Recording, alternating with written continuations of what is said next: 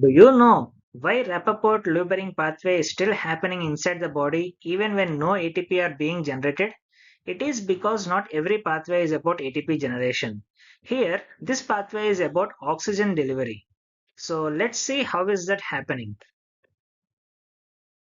So let's understand about the cycle in three headings, that is the cycle itself, then the physiological significance, and finally clinical significance. So first coming to the cycle.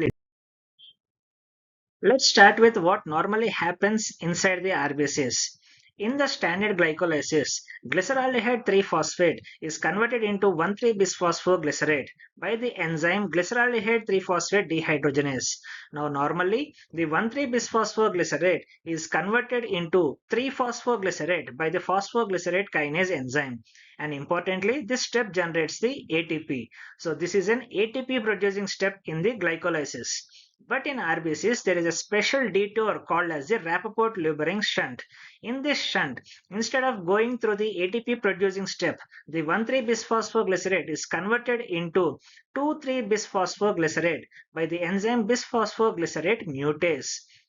Then the 2,3-bisphosphoglycerate is converted to 3-phosphoglycerate by the enzyme bisphosphoglycerate phosphatase. The key point for the exams here is this pathway bypasses the ATP formation. So basically the RBCs are sacrificing the ATP production to produce the 2,3-bisphosphoglycerate.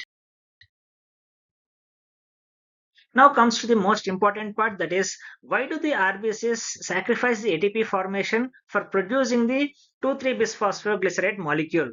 That is the 2,3-bisphosphoglycerate, it binds to the deoxyhemoglobin and reduces the hemoglobin's affinity for oxygen.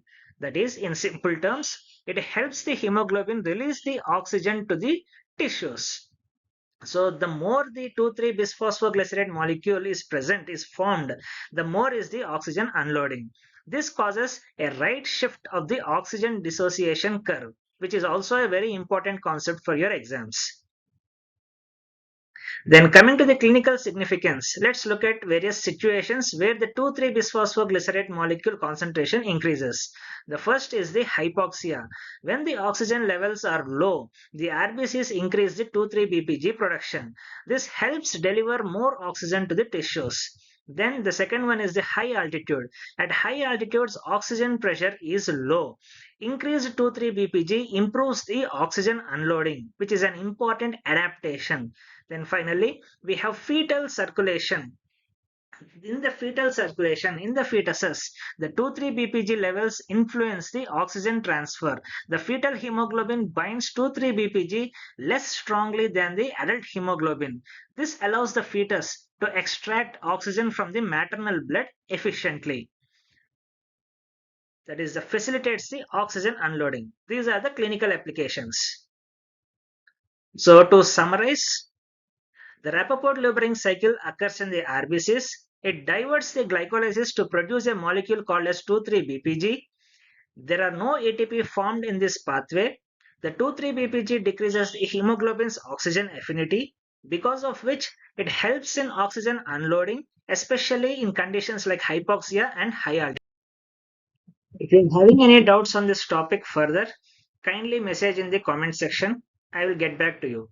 And let me know which topic you are interested in the next. So see you in the next video.